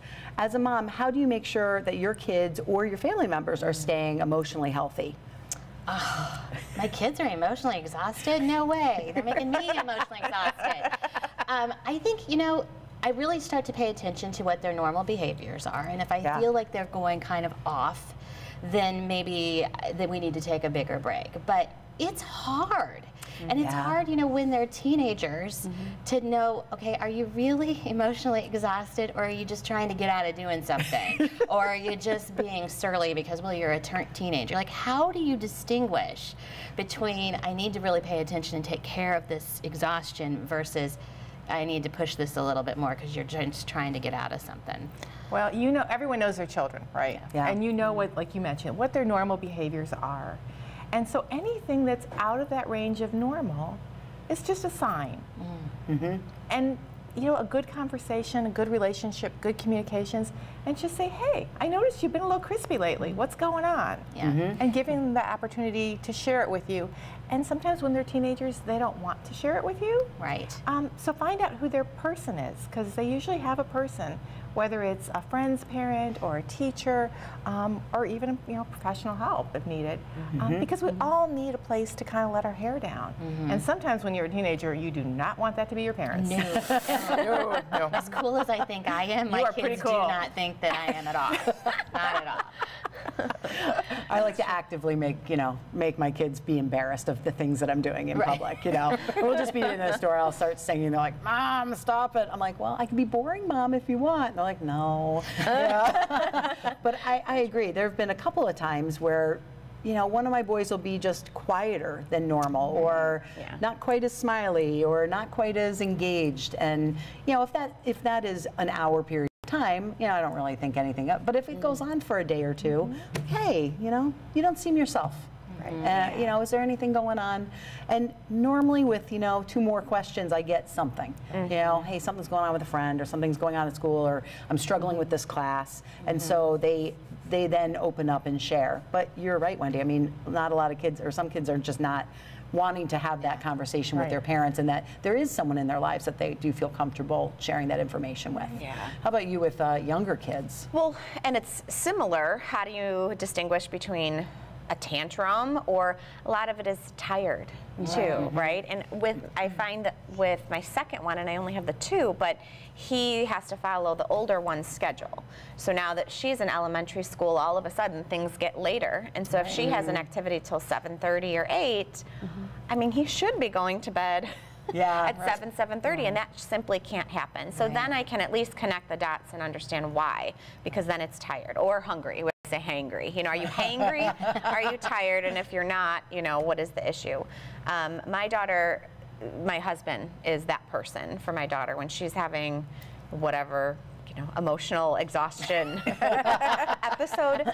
He said that she reminds him of how he was when he was younger. So they share a lot of similarities. And so I'll even say, just go talk to her in your you way. Because, you know, he can relate to her, and it's true. You know, he will be able to get through to her, perhaps when I can't. So it's great. It's good to have know that person. and also to not feel threatened by that. Right? Oh, no. I'm good. I am happy. I'm going to go read a book.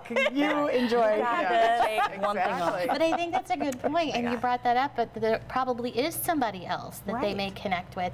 And sometimes you do want to be, I want to be the go-to person. Why are you coming to me? But we do need to let that go and just be happy that our kids have someone else that they can connect to, so they can let their hair down, regardless of who that is, if it's not me. What do you think are the reasons why kids these days have emotional exhaustion? Overscheduled. Overscheduled. Sleep has a big part. I can vouch for my high schooler. There's a lot of days that at 11:30, 12, I have to say to her, that's enough. I don't care at this point, but you need your sleep. So setting those boundaries, and as we've talked about technology, I think about it, you know, they're submitting their papers on the internet. There is no break. There's no separation between school and just family, as we find for ourselves. So I think setting some limits is one of those, and also I think they take on a lot. And I've had to, with my kids, at some point, take some things off their plate and have them make those choices. Help counsel them. Absolutely. And I know for both my boys, they both are taking one additional honors or AP class that I advise them against. I just don't think, I mean, there's some kids that are on a track and it's Harvard, it's Yale, it's top level colleges, and some of those things are going to matter for them. For many kids, it's just not. Right, and so my oldest son's taking 3 high-level classes, and he's struggling in one of them. And I do remember, and I'm not like I told you so, but I did say in the beginning, I said, you know, you don't have to do that, right? He's going to become a chiropractor, and he's taking AP English. Well, he's a great writer, but what he found is he went from a class where he was kind of at the higher level of the class, and now, as he describes it, I'm at the lowest level. And he goes, I just thought as long as I did all the work that I would get the grade. Like, I just had to work harder. He's like, I'm working hard. He's like, I'm just not at the level. My vocabulary, my skill set is just not where it needs to be. So he goes, so next year, I'm not going to take that, you know? So some of it's trial and error, right? And some of it's letting them say, okay, if you want to do this, you know, then if you get a C in it, you know, then maybe next year don't do it. So part of it is passing off on, in my opinion, that responsibility of you are going to make your life decisions, and there are consequences, good and bad. And you're going to live in those consequences. I'm not going to be upset with you for getting a C. You're going to feel that for yourself, and then maybe make some changes next time. And the lessons that you learn yourself are much stronger. They really are. Than the ones someone shoving it down your throat. Well, you know? and that actually goes to, too, with children, what they see is so much more imprinted on them than what we tell them. So I always like to say that, you know, what is caught is so much more important than what is taught. So it kind of brings it back to us and other family members that if we're running around kind of crazy and emotionally exhausted, what are we showing the kids? It's also, I mean, it translates also into how do you let people treat you? How do you process the world? How do you respond to the world? Right? If they see you all angry and mad about something and that's your response, you know, those are the traits that they're going to learn in some way, you know? What do you think the ways we can help moms, you know, maybe even our spouses or our children, if one of us is struggling with that? What are some of the key ways that you find in your practice, Wendy, that really help people manage this? Well, communication is key to everything, whether it's with your children, obviously age-appropriate communication, spouse, anyone else that's in your home, right? Because some of us live in extended families, grandparents. So the biggest thing is communication. The second thing is finding a way to ask for help. You know, sometimes it's just really hard. Moms are so good at that. Women in general, right? Right. And so, you know, asking for that help, and then, you know, we talked about it earlier. We schedule time to do everything for everyone else. We need to schedule time for ourselves. And whether that means a yoga class or a hot bath, right? Because, I mean, wouldn't a spa weekend work for all of us? I think that would be great, you know? But sometimes you don't have the time or the money for that. So just putting in things that take care of yourself. I know on Naperville Moms Network, I've seen a couple of posts where a mom is saying, hey, I'm looking for someone to do almost like a co-op for babysitting. You know, I have a 2- and 4-year-old. It's expensive to get babysitters, right? And not every family can afford on a regular basis getting a sitter. I mean, at $10 to $15 an hour for you to go out for a couple hours, all of a sudden it's, you know, $50, $60 you're paying a babysitter on top of whatever activity you're doing. But having someone in your neighborhood or close by that has similar age kids, I always just thought it'd be a great idea. Think of it when I was younger and had younger kids, we didn't have any family here.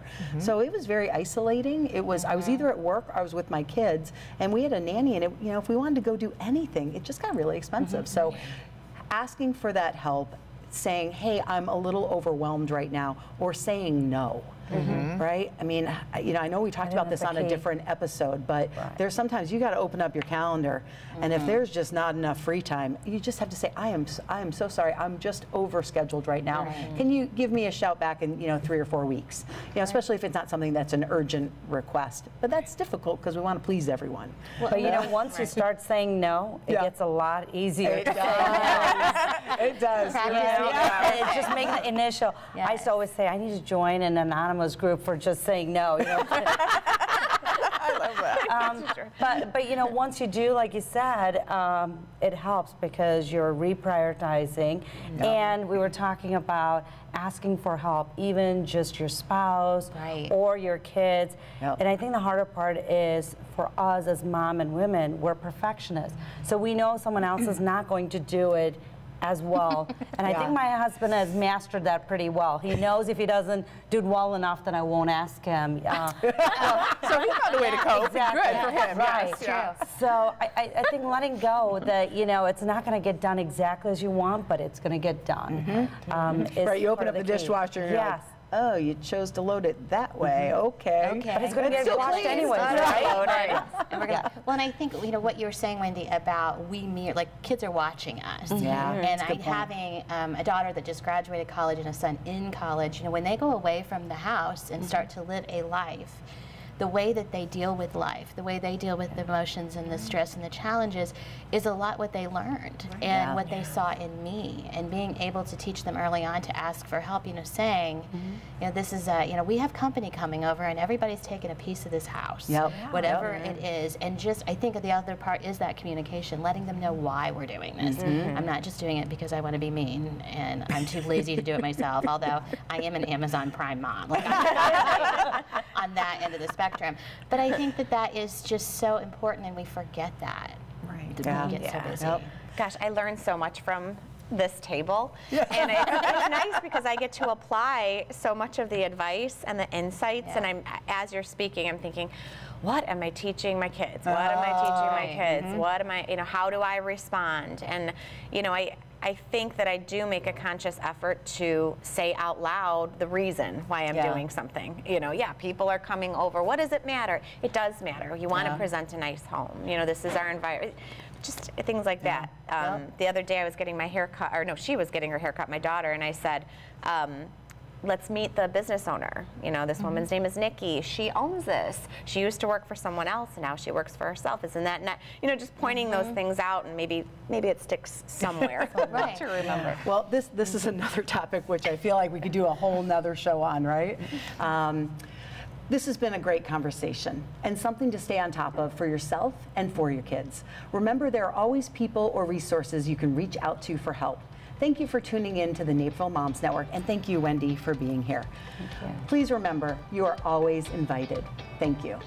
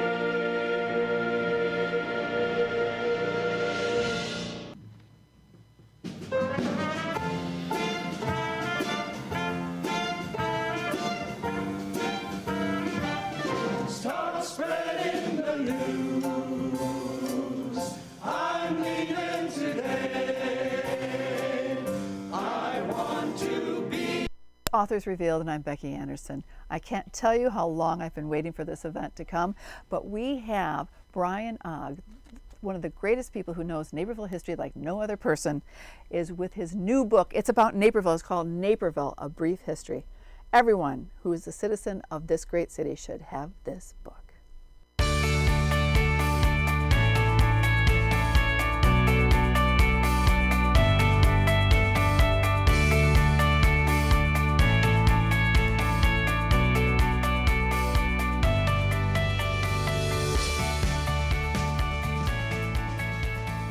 Well, Brian, congrats. The day's finally here. Yes. The book is out on shelves, and here at Anderson's, we are so excited because we're going to be hosting your launch event tonight. Yes, I'm very excited. Naperville has become my adopted home, and to launch a book from my adopted home and at Anderson's, a very well-established bookstore, is just an incredible honor for me. Yeah, well, it's an honor for us because we have been waiting for a book like this for a very long time. 40 years. 40 years. So I know this is not your first book, and you've written before. Yes. But how does this one feel? How does it feel to have it finally out there? Well, this is like a big baby. Yeah, this is almost like twins. Yeah.